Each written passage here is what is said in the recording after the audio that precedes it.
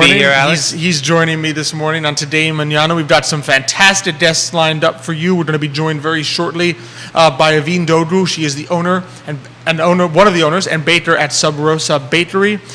Then later in the show, we'll be joined by Sydney Chatalos. She is the owner of Marathon Marketing and Branding. And then certainly last but not least, Sydney Turber. She's the owner of Sydney Turber Films, also in videography, marketing, branding. So we'll get I think we're going to learn a lot today, and also learn about some delicious, delicious food. Yes, I know. If people watch the show enough, they know how much foodies we are. So I know. So it's one of our favorite things. So we'd have a lot in store. We'll talk a little bit about just some more upcoming fun things. Yes, you had a fun weekend. I had a very fun weekend. Went to go see Guys and Dolls by Charles of Opera here at the Paramount. We'll talk a little bit about that. Yes, we'll get Alex's live review. Oh, my live review. Your live review of the and then July 1st, which is very close. That's this weekend, if I'm not mistaken. This Saturday. Saturday, yeah. The festival at the Teen Pavilion by Charles of Opera. So music, fun, games, things for the little ones. So it's going to be a great time, and it's free. So things for the little ones. So you're saying Xavier should go? They got the coloring stuff, making arts and crafts. Coloring books. Xavier Xavier likes loves all that stuff. He loves that kind of stuff. He's a little kid deep inside, so he'll have a blast. So it's going to be a great show. We're very excited for it this morning. Be sure to like and share. Send us any questions, comments. Tell us how much you love these three amazing entrepreneurs, and we will certainly read that out for everyone to hear. So we are thrilled to begin here today. So it's going to be great. It's been a while since I was on with you. No, actually, no. 2 weeks ago, wasn't it? 2 weeks ago, was it? I believe so. Yeah. It right, feels that long. Who did you have in between? Was it Nick? Nick, that's what happened. When you've got Nick in between, it just feels like a long time, since I had Michael co-hosting with me.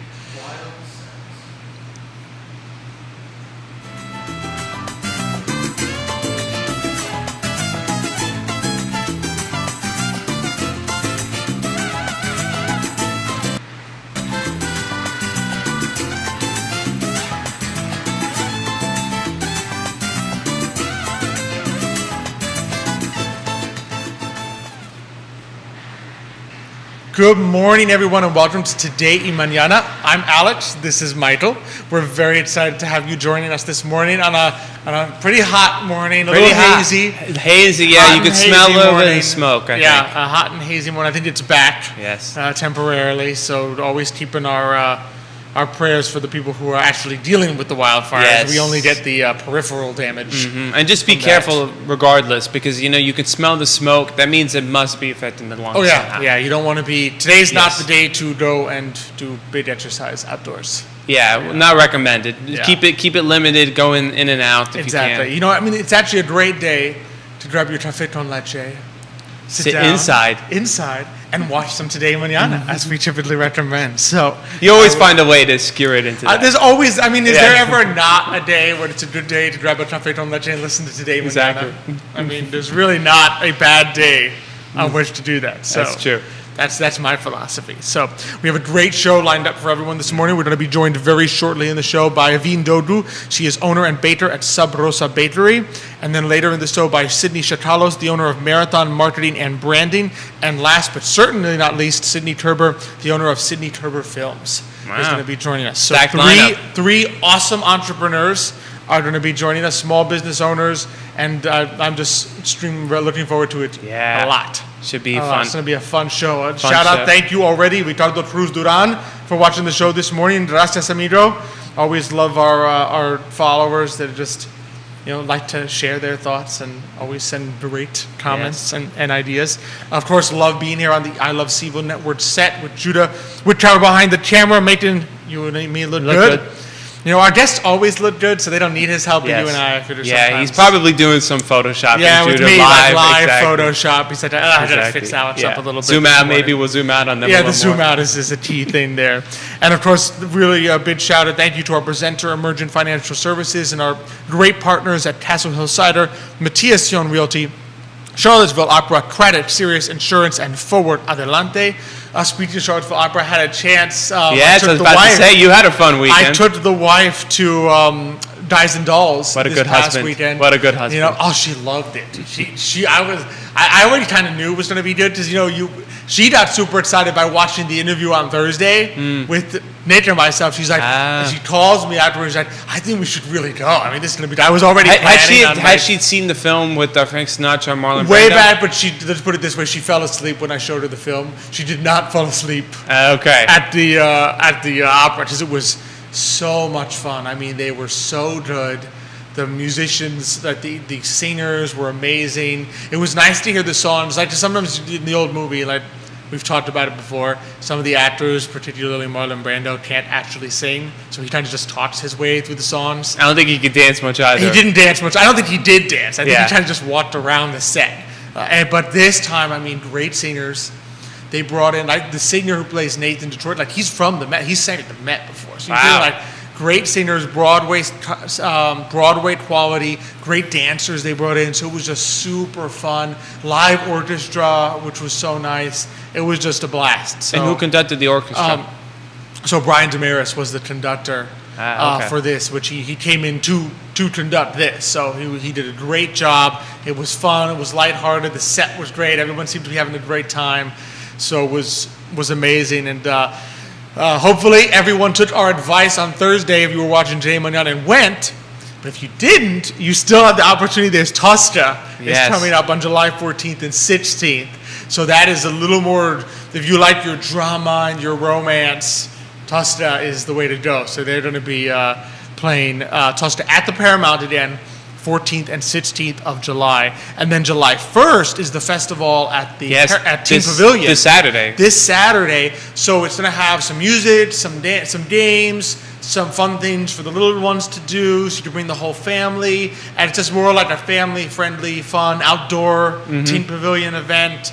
And it's free, so you don't have to pay a dime. Wow. You just go in and enjoy a great time with Charlottesville Opera, to meet some of the people involved and the musicians and the emerging artists. So it's going to be a great, fantastic festival, Festive ALL. And I think Charlottesville Ballet is involved, so it's a lot of collaboration between a lot of the great music and art scene that we have here in Charlottesville. So it's going to be fun. That's pretty good. All right. So you haven't missed out. No. If you just heard my review and you're like, dang it, I should have listened to Alex last Thursday when he said to go. You still have a chance to redeem yourself. You still have a chance. You can, exactly. You can redeem yourself and go see Tosca. Exactly. Redemption is at hand.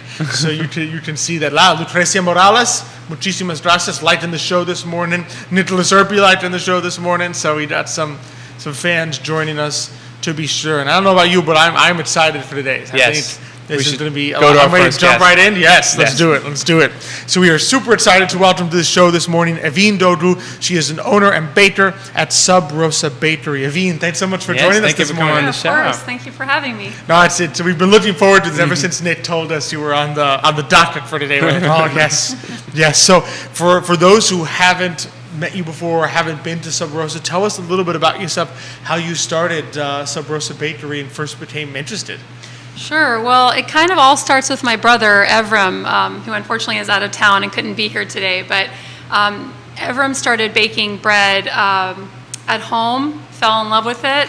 This is probably 15 years ago at this point, and decided that he wanted to kind of pursue it more. So convinced my dad, or maybe my dad convinced him, to use his wood-fired oven in Northern Virginia. My dad was a restaurateur. He convinced my brother to use his oven during off hours, bake bread, and sell it at the Richmond Farmers Market. So my brother started doing that. It took off. I got wind of it when I was living in Turkey, moved back from Turkey, tried the bread. It was the best bread I had ever had. So I told my brother, what do I need to do to make this happen? Because at that point he wanted a storefront. And then about 10 years ago, we got lucky, found a great building, and turned it into a bakery and started the bakery. Wow, that's the short That's Cliff Notes fantastic. version. Yeah. Oh my goodness. So because you're one of a handful of retail wood-fired bakeries in the state. And so what's kind of unique about the wood-fired bakery?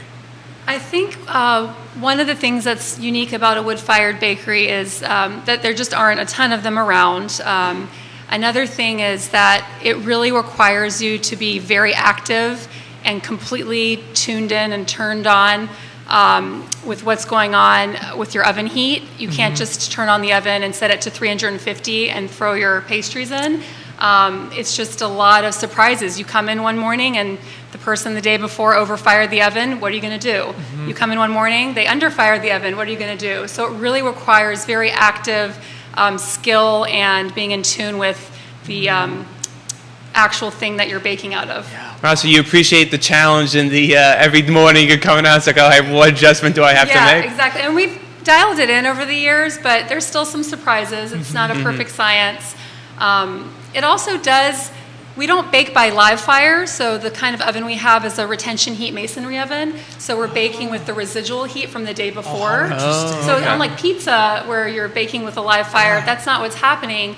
So I can't say with 100% confidence that there's a huge difference in the taste. Like if we all did a blind taste, we might not be able to tell which one was coming from the wood-fired oven. But I would say that with the texture, especially of our pastries, the wood-fired heat really, I think, plays a role. Yeah. And it plays a role how? Because it's cooking slower or faster? I think it's something about that. It's almost like when you sear meat or something. And again, there's no science behind what I'm saying, but I feel that when we throw the pastries and bread in the oven, that initial high heat just kind of creates this really nice, crispy outward part of the pastry and really nice, moist interior. Wow. We have been told that it makes a difference, but psychology plays a role too. Well, I think probably you've been told, probably you've seen it. Is I think a lot of the pastries are gone by I think it says on the website, you better be here at 8 because they're going to be gone pretty quickly. We do sell out quickly. Wow. Yeah. Absolutely. So, what are some of the favorites that people will often come and enjoy from the bakery? The top selling item is our pain au chocolat, which is the chocolate croissant. We sell thousands of them a week. We also sell a lot of fig jam and Appalachian cheese croissants. I think it kind of strikes a chord with people who love sweets and savory because it's got the cheese and the jam. Our breads that are the most popular are our classic loaf, which is our signature naturally leavened style loaf made with 100% freshly milled flour, and our pides, which I brought this morning for you guys. Thank you enough for that. Also, natural. So you grind the flour. So how what's the turnaround of the flour to the bread? We mill several times a week, and we're always using freshly milled flour within the week that it was milled. Wow. So once we tried, especially bread with freshly ground flour versus flour that you can just buy, there was such a big difference that we decided to mill our own flour. Oh my goodness! Yeah. I'm guessing the flavor just must be so much more. You can. Is it more yeasty or? It's what happens with a stone mill is when you're milling with a stone mill as opposed to the or mass-produced flour, which is a roller milled mill, you're getting a little bit more of the germ oils in the flour, so it's just a little more fatty and nutty maybe, and so that flavor just really goes through into the pastry and bread, I think. Wow, interesting. I think it's just more depth of flavor, I would say. Yeah, depth of flavor, the kind of that warm feeling. It's hard to explain, but when you've had when you can taste bread, sometimes I taste the wheat or the flour that went into it. It has this warm kind of quality to it. Certainly, and I think what you just said about the I'm already forgetting what you just said about the flavor. But warm. It's warm. That's what he said. Yes. It's hot bread. Of course, it's going to be warm. Sorry, easily distractible mind. But I think from all the years of baking. But I think that there is just a little bit more flavor there. Got a couple comments already. So Matthias Yon asks, he just visited the website. He's excited to see. I'm probably not pronouncing this right because he's German, and my wife speaks German, but I don't. Vollkornbrot on the bread. He's been looking for good German-style bread in the area, so he says finally he's so happy that you guys make these different kinds of bread. And actually, we just baked our whole rye loaves, which is probably the closest to what I think he's looking for. And it's like a Nordic-style, Frisian-style whole rye loaf where we use the whole rye from the week before, soak it, and mix it with our own stone ground flour. It's a very hearty bread. Yeah. Wow. Yeah. Is that would be like a darker bread? Yeah. Okay. Yeah. It's 100% whole rye. It's baked in a Pullman loaf pan, so it's as a rectangular shape, Okay. and it's delicious. Yeah. He's probably recognizing it just Yeah. from the picture. He's good. He asks, do you ship bread or is it picked up only in Richmond? We don't ship bread, unfortunately. We can hardly keep up with the demands just I of know our already. retail shop, but you can come pick it up Tuesday through Sunday. Tuesday through Sunday. So there you have it, Matthias, Tuesday through Sunday, and it's worth it. Yeah, you're gonna have to make the drive, but Exactly. it sounds like it's worth it. Yeah, So, absolutely. so I have a question. How long does it take for you to in this oven to bake like your pastries or bake your bread? That's a great question. It takes about 20 minutes to bake the croissants, Okay. and about 40 minutes to bake the bread, give or Okay. take. And how many croissants can you like fit in? Is it like a really big oven that you can fit in multiple? Yeah, it's about 4.5 inches wide. Excuse me, not inches. That would be very tiny. 4.5 feet wide by 7-ish feet long, and we can fit 7 standard commercial-sized sheet trays with 12 pastries on each sheet tray. Oh wow! So you can make a lot of croissants. 84 okay. pastries in one load. Wow. That's- Yeah, and in terms of bread, we can fit up to about 20 loaves at Wow. a time. On the top. Oh, that's an interesting thing about our oven. It is one of the few, maybe only, not sure, in Virginia, double-deck wood-fired ovens. So we're baking bread on the top deck while simultaneously baking pastries on the bottom deck. Wow. That's pretty pretty neat. neat. Pretty That neat to is see. pretty cool. Does that change how it gets baked if one's on top and one's on the bottom, or would they still be the same? Well, the way it works is that we fire it accordingly. So we're able, because they're 2 individual chambers that are connected, but we can separate them by this piece in the center of the oven. So we can fire the top deck hotter than the bottom deck because bread interesting. needs more heat than pastry. That's so amazing. Does that Yeah. answer your question? Yeah, it Okay. does. Yeah, how Wow. interesting. Kevin Higgins watching the show this morning. Thank you. He has a question. He asks, is there one type of wood when you're heating the oven that that makes the best bread, or do you change the type of wood depending what you're baking? Oh, that's a good question too. No, we mostly just use locally sourced wood that comes from Powhatan. It's oak and mostly that, and it's from trees that have usually like fallen anyway. So we just use the one type. The one type. How interesting. Yeah. And But I local. think- I love that Yeah. everything is local. Yeah, and I do think that I know with barbecue joints and stuff, I think that's super important, the wood. But for us, as long as it's dry and seasoned, and ideally just local and from Yeah. trees that have already been fallen down, then that's good for us. It just makes sense because in reality, it's not as though there's the smoke from the wood that's permeating the bread. The oven's being heated, but it's the residual heat that's Exactly. actually doing Exactly. the cooking. Oh, how interesting. So, out of curiosity, what are, how do you think of, I'm always curious for like bakers and there's that creativity that comes in. How do you just make a decision, okay, here's something that we want to try to bake new or next? Or do you sometimes just think of things yourself? Do you get requests and you'll say, oh, that sounds like a good one, let's try that? What's kind of the process of deciding on a new confection or a new type of bread? Yeah, these are great questions, guys. A lot of times it's the seasonality that dictates what we're doing. We work with farmers in Virginia and buy all of our produce and fruit from them. So the squash is in season now, so then we think, okay, what different cheeses go well with squash? What herbs go well with squash?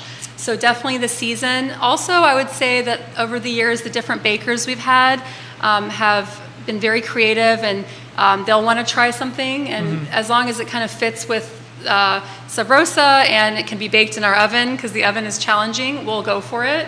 So I think it's a combination of the people that we're working with and the seasonal vegetables and fruits that we have.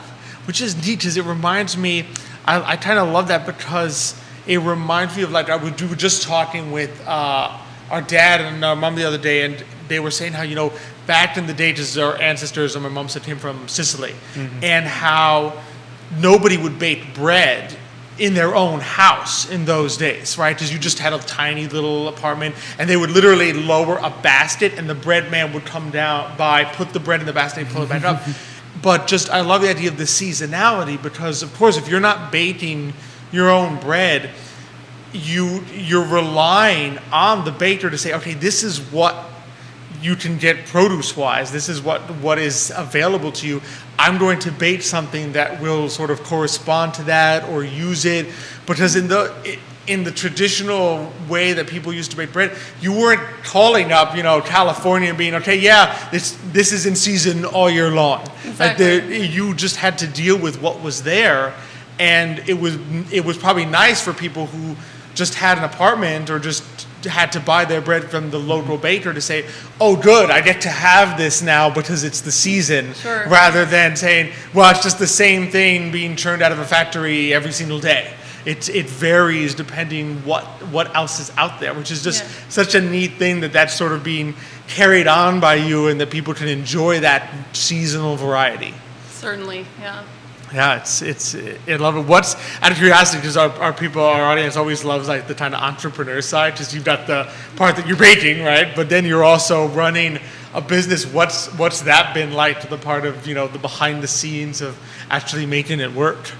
Yeah, it's been really challenging because I don't think my brother and I are naturally the most organized people, and I think we just like doing the work. And so I think that it's been great having another partner. I don't know how I would have done it without my brother, but it is challenging, I think, to make sure that the product is good, that you're in the kitchen, and but also that everything behind the scenes, the bills, I don't even know, spreadsheets are getting looked at.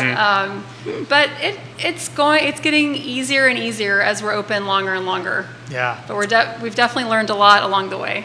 Yeah. To be sure. No, it's a challenging, but I can tell by how much you enjoy that it's rewarding. It's worth it, yeah. Way. It is rewarding. And actually now, as I've gotten older and been doing this for 10 years, wanting to learn something new, being able to kind of learn more about the entrepreneurial side,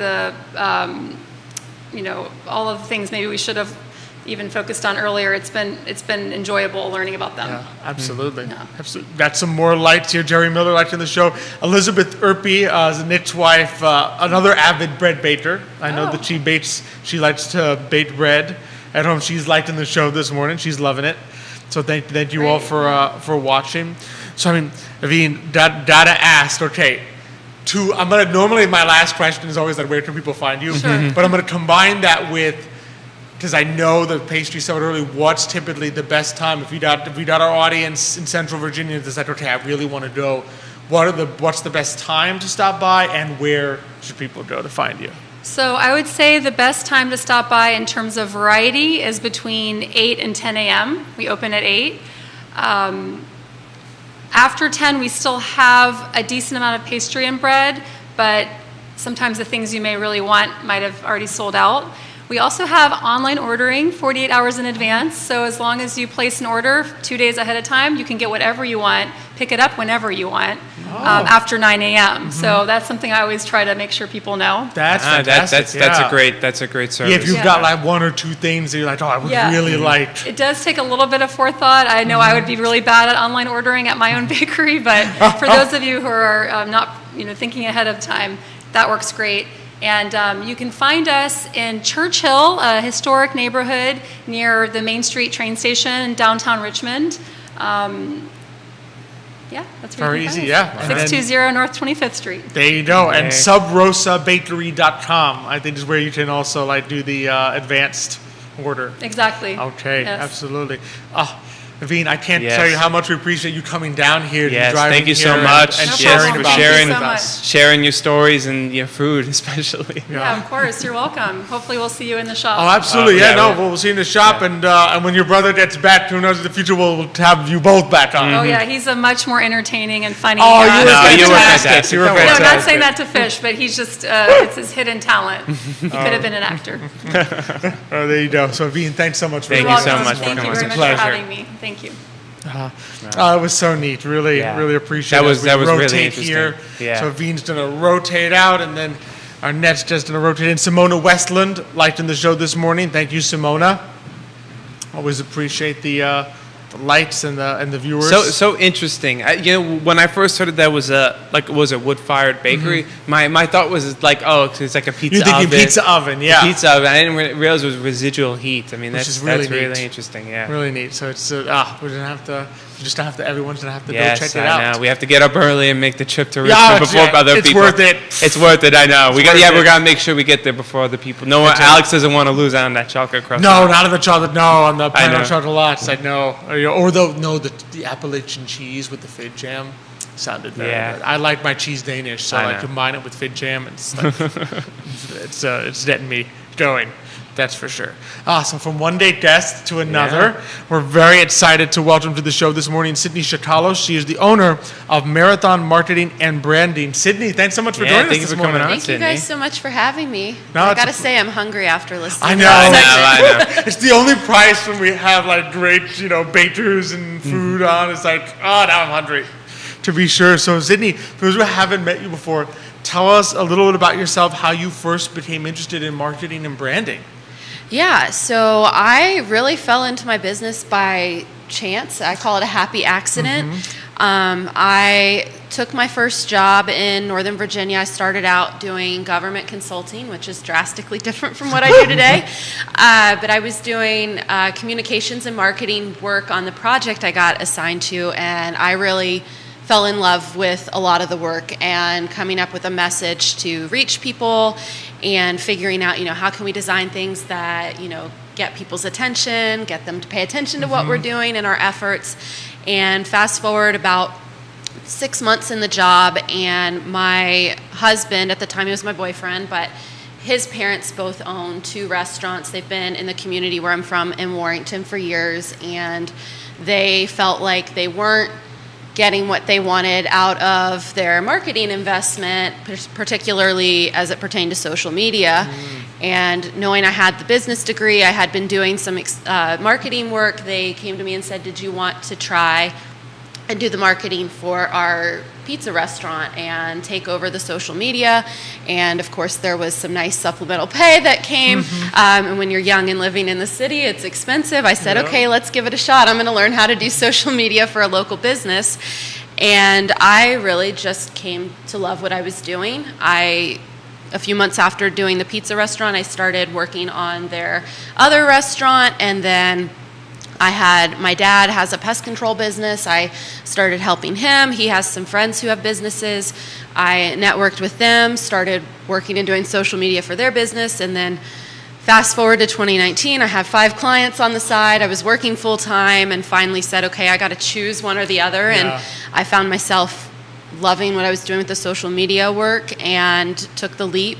And officially February 2020 was when I left my full-time job and started doing what I do. Wow. Wow. That's Just right before the pandemic, too. Yep, 1 month before the pandemic. It was an interesting time, but it actually was a blessing in disguise for my business, because the pandemic hit, and all of a sudden a lot of local businesses that had relied on word of mouth or just having that steady flow of people coming in were all of a sudden going, what do I do on social media? How do I reach people? What do I need to do? In terms of email marketing, how do I start communicating? And so people really started to prioritize it and think about it. So I had an influx of people that were coming to me to learn. Yeah, absolutely. It's what made people think, like, hey, you know what, I need to have, even beyond, like even once the pandemic ends, like, you need to have a social media presence. Yeah, I mean, even when you're a staple and you've been around for years and you've got your regulars that come in, you still need to have that way to communicate with them online today. Absolutely. What are some of the things, like, I'm curious, like, what are some of the basic social media things that you see a lot of businesses, small businesses in particular, having trouble with at the beginning? Yeah, this is a really good question.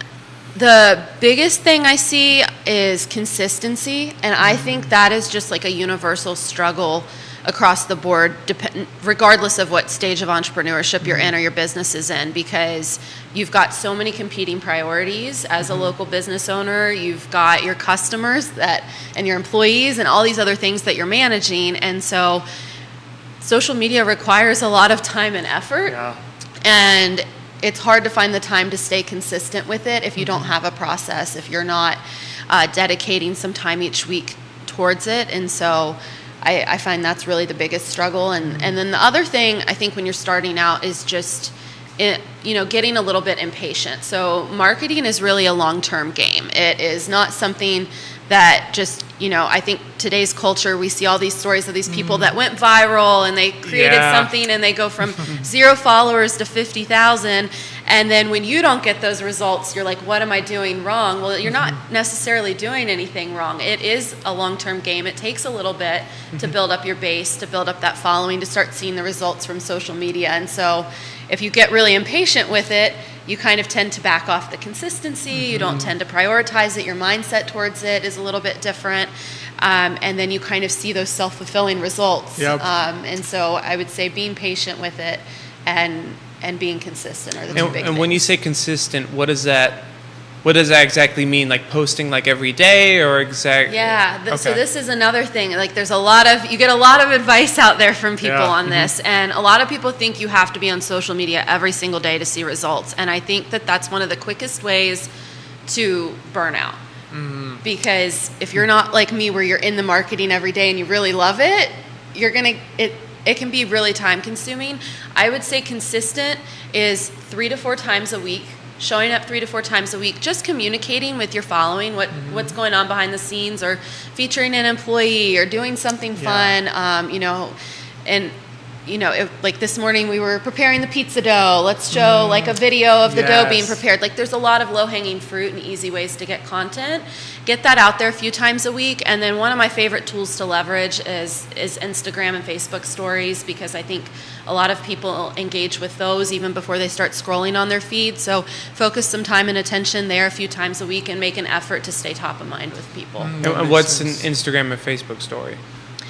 So when you log into your Instagram app, you've got all those circles with people's updates at the top. Click those, and usually people will it's like a it's a video good it's or- like a video, okay. or it could even just be text with an update. It could be a photo. There's so many different fun tools that you can use with your Instagram stories. Yeah, see, But- it's good to know, because I know a lot of people who kind of get the burnout thing. It's like, oh man, I can't be on this every day. It's draining my. It's like, it's good to know, like, consistency doesn't mean that you have to be like staring at Instagram 24 hours a day and Yeah. doing those things. It's just more strategic than just Exactly. doing something every single day. And you want to be showing up enough that people don't go to your Facebook or Instagram account to check you out, and then you haven't posted in 3 or 4 months, and they're like, is this business still open? What's going Yes. on? They haven't shared anything. So staying consistent, and the Instagram stories are really great because they're more in the moment. They're a little bit more unpolished. You don't have to go through some fancy editing process to get content up on your story. It can be, people just kind of like that in the moment stuff and feeling like they're building that personal connection with you Yeah, makes sense. and your business.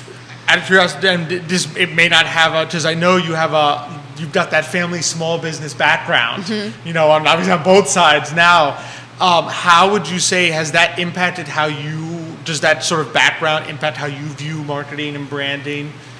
I would say it definitely impacts how I view marketing, branding, and also just how I approach like my business in general. So really, I've got a long line of entrepreneurs. Both of my grandfathers were entrepreneurs. My grandfather on my dad's side was the one who started the pest control business in 1980 before my dad took it over after he passed in 2000. And then my grandfather on my mom's side, he had 2 restaurants up in Manassas, Virginia for a number of years. They moved down to Florida for retirement, started running a motel down there. And so I've seen them just run businesses growing up. I've seen how they really take care of their customers. I've seen that my grandfather, who started the pest control business, one of the philosophies that he had was, people don't care about what you know until they know you care. And so I feel like I've really applied that to my business, and I've also applied it to my marketing. When I'm creating content, I center it around my audience. I center it around my people. What are they going to care about? What do they want to hear about? What's going to gain their attention and build their trust so that they know that I understand what they're struggling with and I'm here to genuinely help with that. So I have a question. So when you're kind of like someone comes to you and says they need help marketing, how do you approach that scenario? Like, do you say, okay, well, I have to figure out what your audience is. Or what's We're going the to process post exactly. like? What's the process of figuring out who the audience is? What kind of content to post to attract more people or a bigger audience? Yeah. So when I start working with someone, they come to me, they say, I'm struggling with marketing. I mean, the first thing, obviously, before we hop on a call, I'm going to go do an audit, see what their profiles look like, see what their online presence looks like. Is everything up to date? Are they consistent? Because usually that's that's low-hanging fruit. That's a really easy thing to address if it's a consistency issue.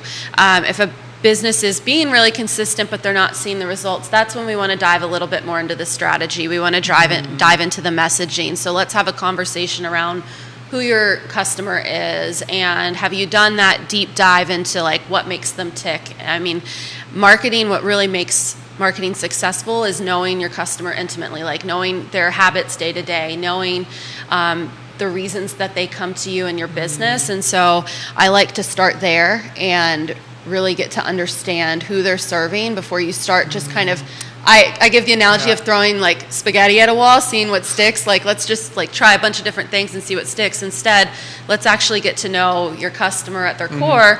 And from there, you can create messaging and marketing content that you know is going to work and connect with them. That makes a lot of sense. Yeah. So once you do enter that phase, so you got the process when someone first reaches out to you. Once they do say, okay, yeah, Sydney, I definitely want to work with you, what are some of the common services that some of the most common things you provide to help small businesses? Yeah, the most popular service is social media management. Business owners are busy. It's hard to dedicate time to it. Some people just don't want to learn it. They're like, take it off my plate. I know I need it. So that's probably the most popular service with clients, is just managing their social media profiles, largely LinkedIn, Facebook, Instagram. And then the other service that I wouldn't say it's like the most popular, but it's one that's starting to gain some popularity, is really working through the process of understanding their audience. And I call it a design thinking service. So design thinking is really human-centered problem solving. It's putting people at the core, understanding them, getting to know them, and then leveraging those insights to solve the problem at hand. And so if a brand hasn't done that deep dive into their customer or their audience, I'll use the example, I worked with a local fire station last year where they wanted to recruit more volunteers to their station. They wanted to improve their outreach to the community and strengthen those relationships because their 100-year anniversary is coming up, and so fundraising is going to be really important. And so I worked with them. I was interviewing the people that volunteer at their station, having 30-minute conversations on Zoom to understand why they started volunteering, what they love about volunteering, understanding their stories, going through letters from the community where they had written thank yous or shared stories about how the department had helped them, and going through that process, and from there identifying, okay, these are really who the people that you're trying to target. These are I would call them customer personas of who you want to be reaching. And from there, we were able to build a whole marketing strategy and a social media strategy with messaging that aligned. Oh, that makes total sense. And it's just so interesting because I know that's one of the first, what's amazing, that's one of the first things that sometimes when people will take entrepreneurship classes, they have you go through that. What I love is you're helping small business owners, you're trying to helping them through that process, especially if maybe they've been in business for a while, or they're an organization that has some history, but they've never done it because maybe when they started, no one ever told them, here, you should do this deep dive into who your actual target customer is, right? Exactly. And it's nice that you're kind of helping them sort of bridge that gap and go through that process, whether they've done it before or whether that maybe they did it when they started but they haven't done it in 10 years or so, and their customer may be completely different than they thought it was 10 years ago. Exactly, yeah. And at the end of the day, it really just comes down to the fundamentals of marketing. Like, I know today there's Reels, there's all these different fancy tools out there in marketing, and everyone wants to just hop on the trends and say that's my marketing strategy, but it's not. At the end of the day, you have to go back to those core principles of marketing and understand who you're serving. Yeah, it's a difference. I remember it's old chess friend of mine, it's the difference between strategy and tactics. Like the tactic is the reels, the things you use. But if you don't have a strategy, you can have all the tactics in the world, you're going to lose the war. Like you might win the battle, but you're going to lose the war because you don't have an underlying strategy behind all these different tactics that you're trying. Like you need them both, but there needs to be a deeper strategy to it. Yeah. Good analogy, Alex. That was I actually just very happened good. to my head. Hey, do you want to come on my podcast? We'll trade. Ben Dunlap Marcus, thank you for watching the show this morning. Thank you for joining us. So Sydney, I mean, I've learned so much already. So if people are interested, they're saying, I really need Sydney to do that audit, talk to me, learn a little bit more. what's the best way to for people to contact you and reach out to you? Yeah, there's a few ways. So my website is marathonmarketingbranding.com. So you can go there to book a discovery call and we can have a conversation about where you're at. Or you can connect with me on Facebook, Marathon Marketing and Branding, and then same handle on Instagram. I love to hang out on Instagram, so definitely go there for some fun marketing tips and advice too. Fantastic. And okay, normally that's my last question, but we have an audience question that just popped in. So Kevin Higgins asks, what are your thoughts on what may be too much? In other words, persistent ads that will pop up or persistent reels. Is there something that you can sort kind of like have so much inundation to your audience that they get annoyed or it's too much? Yeah, so I guess this is a two-pronged question. So if you're posting organically, I think you can, and this is where looking at your analytics is going to come in handy. So if you're putting content out there, 3, 4, 5 times a day, I personally don't think that's necessary. I think it is bombarding your audience, but also like the algorithms on a lot of these platforms see it as spam. So it's not necessary to be putting content out that many times. But if you are looking at your analytics and you're seeing like, I was growing and then I drastically increased, I'm posting 3 times a day, but it doesn't seem like people are engaging with my content or it seems like I'm losing followers, that might be a good pulse check to say, okay, like let's try something else or let's take it back a little bit.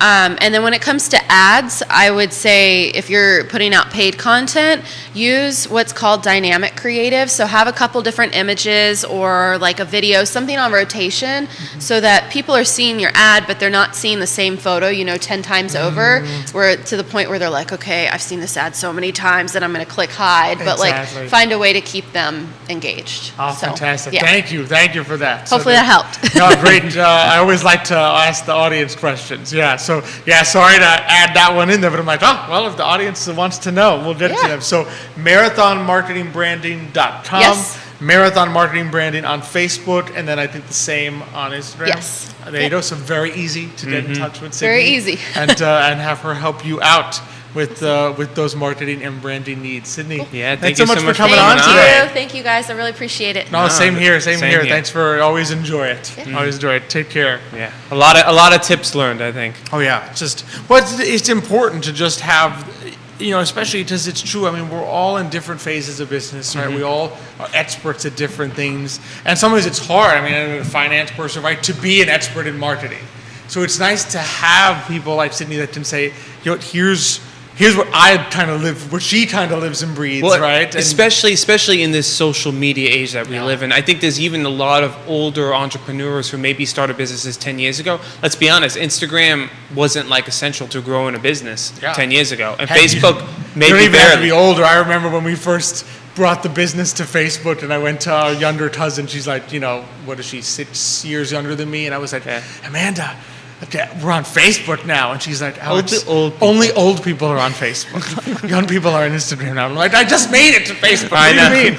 And so but I remember our dad told us there was a time when, right, any new client would check out to see if you had a website. And if you didn't have a website, they were like, there must be something fishy. Outdated. Right? They're outdated. There's something That's wrong, right? Is it legit? Well, now it's kind of the same with Facebook. I mean, the first thing I heard about a business, I go check Facebook. If there's no Facebook, I'm like, are they still in business? Are they open? Yes. Like, what's going on? Or Is this one of those like Prince of Nigeria scams or yeah, something like that? Is this sketchy? So it's just you have to like be there.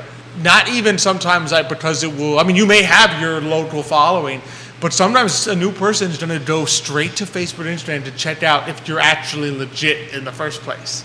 And so you need to be aware of it. Yeah. So it's just so much that goes into it. And so from one expert in this field, from one Sydney to another. I know. I promise, audience. This is Nick. I'm sure he did not plan it this way, but life just works out. These are one of those happy accidents, like Aveen called it, a happy accident that we have. We're happy to welcome to the show Sydney Turber. She is the owner of Sydney Turber Films. Sydney, thanks for coming on this morning. Guys, thank you so much for having me. No, it's great to have you on. So for those who haven't met you before, tell us a little bit about yourself, how you first started Sydney Turber Films. Yeah, absolutely. I actually wanted to comment on what you guys were talking about before briefly. Sure. with like all the different places that business owners are expected to be on social media, because you can add, also TikTok, YouTube, you can add, Google reviews and getting those. So seriously, if you guys have business owner friends, please check on them. Because they might be okay, but they also might be drowning a little bit. So you guys said I had between 2 and 3 hours to kind of talk through what I do. No, I'm just messing. Oh, you're good. You got me there. I first job out of college, used my actual degree and was a mechanical engineer. Moved to Charlottesville and was a 6th grade math teacher. So a natural progression to a videography business. Of course, yes. You couldn't keep the math students entertained. So you're like, I know. I like videos. No, but I got married in 2018, and then in around 2019, I had a good friend who was going through the wedding planning process, and she was like, "Whoa, this is really expensive and really overwhelming." And so, she was like, "It's just tough to figure out what to cut and what to go cheap on, what to do." And I said, "Listen, if you are going to cut video, not even like go cheap on video, if you're going to cut video, not going to have video," I was like, "I have a camera, a GoPro. I will learn video and I'll film your video." So I offer that. A couple months later, she reaches back out and she said, "Hey, does that offer still stand?" I was like, I did make that offer. Of course it still stands. So it actually was, though the pandemic, and it was terrible in so many ways, it offered me a lot of time to learn. Yeah. So I spent like a month, like 10 to 12 hours a day just on YouTube learning video, learning wedding videos, learning about weddings and all these different things, and went and filmed this wedding. It was like the longest day of my life because I didn't, when you don't know what you're doing, and so you just like, time, yeah. yes, and so you but it's also like their only wedding, so I filmed everything, and I never sat down. I don't think I ate the entire day. I think I slept for 3 days afterward. But I loved it. It was awesome. I loved weddings, and I loved the idea of capturing it and telling the story of their day, because they had a pretty normal wedding, but it was like, how can I let their personality show through the edit and through the way that I'm filming? And so I told my husband, who was in grad school at the time, still in grad school, but I told him, "Hey, you're in grad school. I was pregnant at the time. I'm like, I think this is a good time to start a business, And so I, in 2020, was like, I'm just going to learn as much as I can about videography, and started calling all of my engaged friends and was like, "Do you have a videographer? Because I'll do it for free or really cheap to get a little bit of experience." And so I filmed the first couple in 2020, and just still had that passion for it. And so, fast forward to this year, we're fully booked with weddings, and I am still in love with it. My husband actually came on and films with me, so a couple times a month we get a little date night, and we get to hang out, and we just really enjoy that time together. And then last year I kind of started thinking like, okay, weddings, it's a one-time thing, like, you may now kiss the bride. You don't really get to do that twice. So it's really high stress. And I'm like, but normal life is not near as stressful as weddings are. And so I thought, there are a lot of stories, like weddings and marriage, those aren't the only stories that are out there. Everybody kind of has a story to tell, and really thinking even deeper into it, and really every business owner has a story to tell, And so I'm like, how can I offer something a little bit different? Because there's a lot of videographers, and people can pick up a phone these days and be a videographer. Like the technology that we have is incredible. And so I thought, how can I offer something to these people that are struggling and trying to post on social media and trying to keep their website updated and also try and actually run their business and, do their day to day. And what I found was that there were, a lot of people who were looking for someone to tell their story and someone to tell it well, and it's kind of fun actually coming after Sydney, talking about all the social media and marketing and branding and all these things. And really what I do is, I come hand in hand with that. And, there are a lot of places where I'm like, listen, you don't need a professional video. You just need to get over your fear of being on a camera and put your phone up. But there's also times where people do expect, that professionalism when they land on your website. You can either have a static picture of yourself and words underneath, or you can have a really dynamic video where people actually get to know you and they, get to fall in love with what you're doing and they get to hear your passion kind of when you're speaking. And so that's kind of where I've fallen. So now we're about half and half with the business. And the weddings.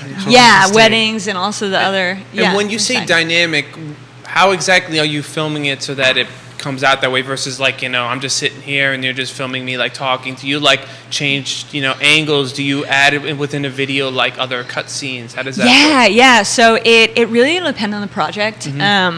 But I'll usually have two camera angles.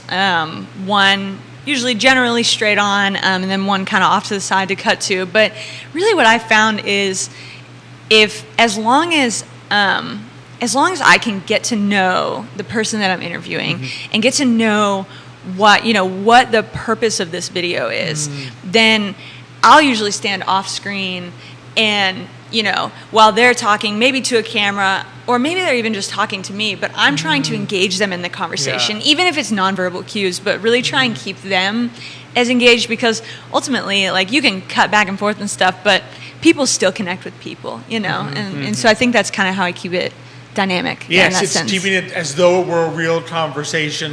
So it's not like, because I struggle like if you're just talking to a camera. Right.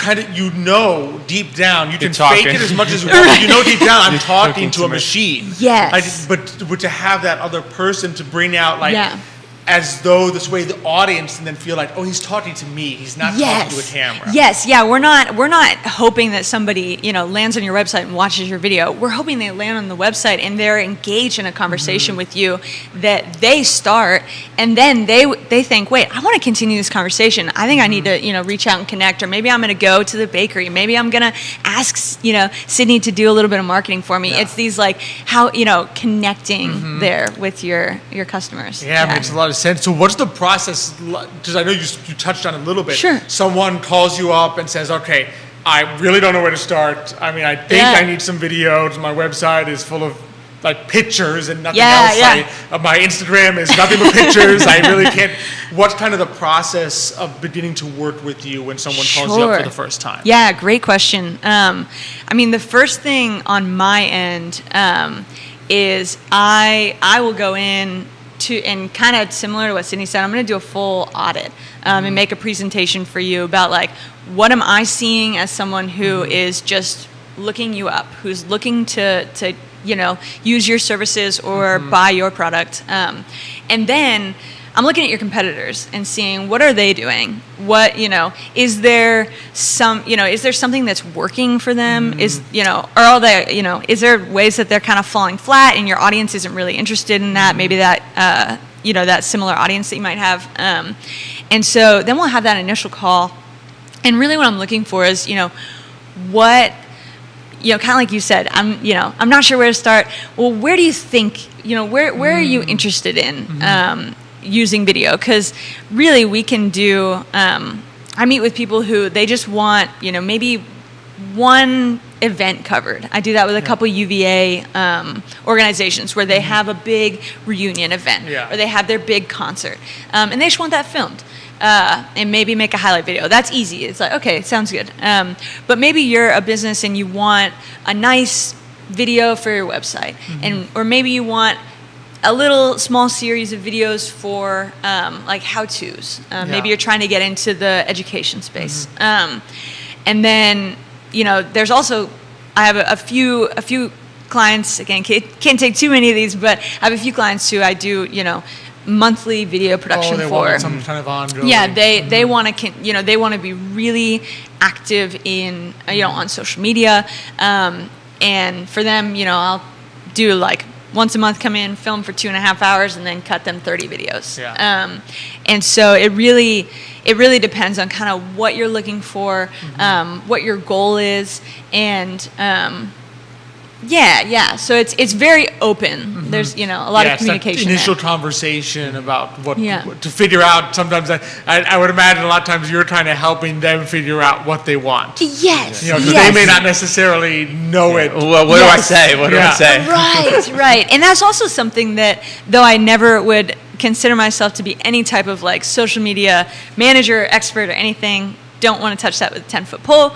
But one thing that I also try to do for all of my clients is like, I'm not just going to give you a video and say, here's your video, have fun, but we'll have like a nice vision for what the video should be, and then I'll say, hey, here's this video that you wanted for your website.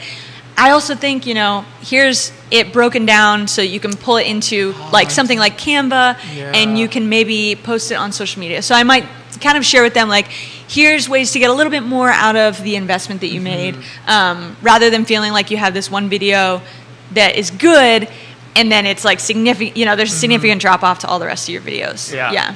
Makes a lot of sense. Yeah. What have you seen in terms of like the way video works in branding as opposed to like pictures or words? Like what does it kind of do in branding that people may not think about? Yeah, I mean, I think it is a tool, and so many people, myself included, when I first started out on kind of the entrepreneurial journey, I think you can lean on one thing to think it's like, okay, this is what this person does to go viral. I'm going to do that, and I'm going to go viral. I'm going to do that. I'm going to make this video, and all my problems will be solved.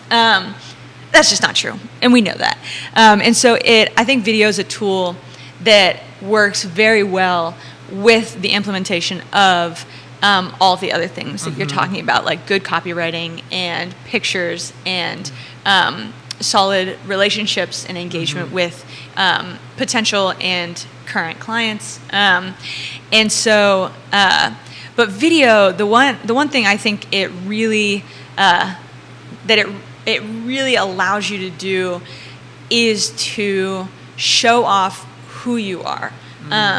Because people might want to, they might want to work with you because of, letters after your name, or because of word of mouth, or different things. But ultimately, we are relational beings, and so I think video allows you to just connect so much more with people, and especially when you're looking at a screen and reading a story, it's like you can imagine maybe how the person's talking, but when you get them on video and you get to see how they interact and you get to see different things, then it really helps you to know, okay, would I work well with this person, or maybe it wouldn't be a good fit, and nobody wants to have a bad fit, like client or owner, and so I think that's really where video stands out.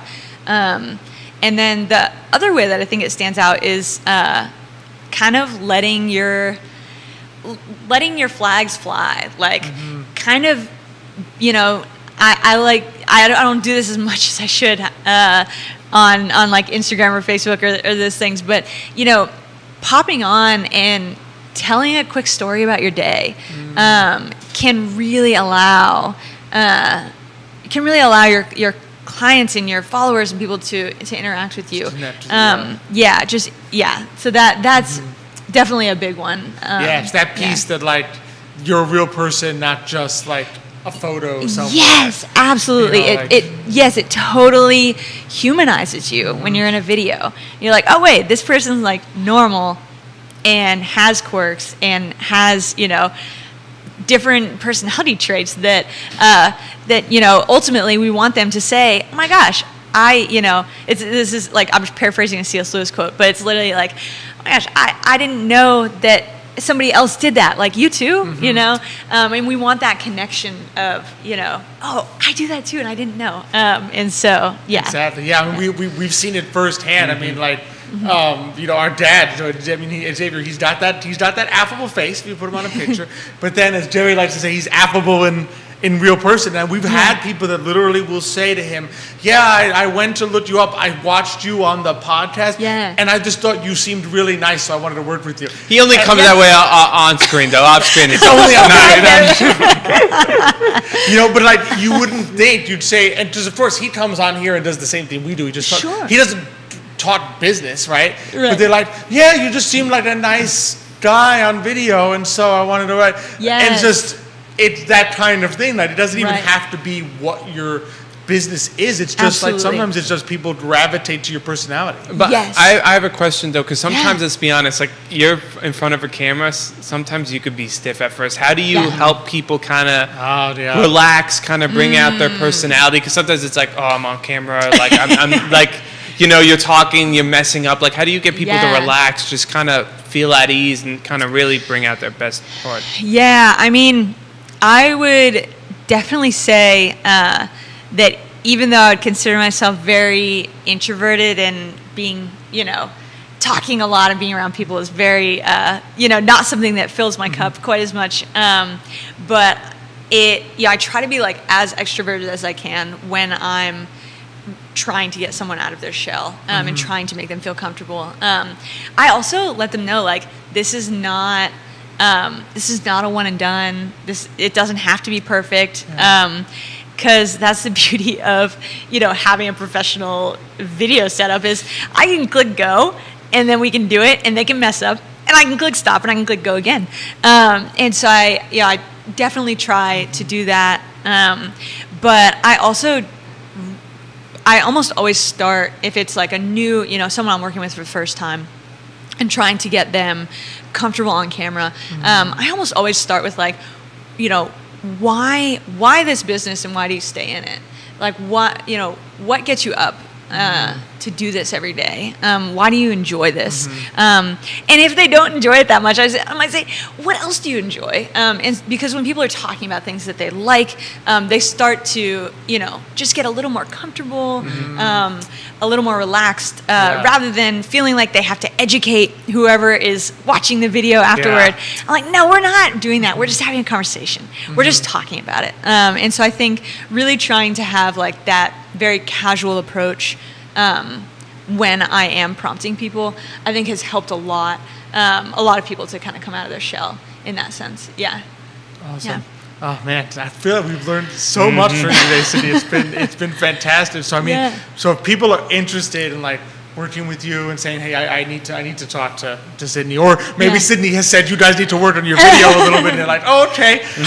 What's the best way to get in touch with you and so forth? So I, though the Sydney Kerber Films, you know, at gmail.com, that's my email, sydneykerberfilms.com. That is, I actually that was like the main spot, but I actually have really reserved that more for wedding space, so that's where you're going to see a lot of my wedding portfolio. But I actually just spun off a new brand, a new company that is all of my non-wedding video stuff, so that I could actually show. I was doing all of this non-wedding video stuff, and I was like, I really feel like I need to show this off, but I didn't want to dilute all of the hard work that I had done with the wedding stuff. So signpostcreative.com. Signpostcreative.com is where you can see just some of the different videos we've worked on with different local and national businesses. So, and I think, hello@signpostcreative.com is the email there, but any of those. You can also just, you know, find me at I Love Seville, you know. I'll just be here every week, I think. There you go, exactly. Every week for 2 to 3 hours. And Jerry's like, what? When did that happen?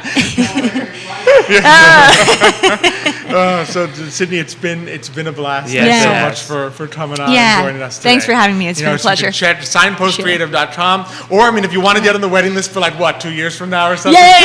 Sydney Kerber Films. Cool. Thank you guys. Thanks for coming on. Thank you so much. Always great. Informative too. I know Yeah. you learn so much because you just they're so great at what they do. So And passionate, so too. passionate about it that I just learned so much. And it's Yeah. it's one of the joys of being able to do today, Mañana. Like we're the lucky ones. We get to do this. So it's a great show. Thanks for being with me on it Thank you today. for having me, Alex. You know, we've got some great guests coming up next week as well. We've got Alexandra Solorzano from Owl and Founder. We've got Michelle Good from Intercoastal Mortgage joining Matthias Yohn. So Matthias is going to be okay. back on with Michelle from Intercoastal Mortgage. Of course, Matthias, our good friend from Matthias Yohn Realty. You know, thanks for the great questions today. You know, once I show my wife the Fulkonbrot on the brand menu, she's probably going to be like, "You're Matthias going." is probably already online Yeah, doing he's the probably pre-order already or getting something. ready, and my wife and my Elizabeth's going to be like, "That's where you're going tomorrow morning to get me some." And You're gonna have to get up early too. Oh boy. and then Seville Opera going to be joining us next week as well to Okay. talk a little bit of Tosca Tosca. upcoming. So that's Speaking of fantastic. Tosca, when's that again? July 14th and 14th, 16th. 16th. Okay, So it's got coming up, everything. couple And then weeks. This Saturday is the festival at the Teen Pavilion, July 1st. So be sure to check that out as well. Mm-hmm. So many great things to do. And some fun times to be had this summer. Thanks for being with me. Thanks you for everyone having who me. commented. Kevin Hadian's great questions. Matthias Yohn, great questions and comments. Just really appreciate all the audience feedback. Thank you, Judah, behind the camera, making it all work and getting it all in order. Love being here on the I Love Seville Network set. Thank you again, of course, to Emergent Financial Services for presenting, to our good friends, our partners at Charlottesville Opera, Matthias Yohn Realty, Credit Sirius Insurance, Castle Hill Cider, and Forward Adelante. Thank you all for joining us. We look forward to seeing you next week. But until that time, as we close it out on the show, hasta mañana.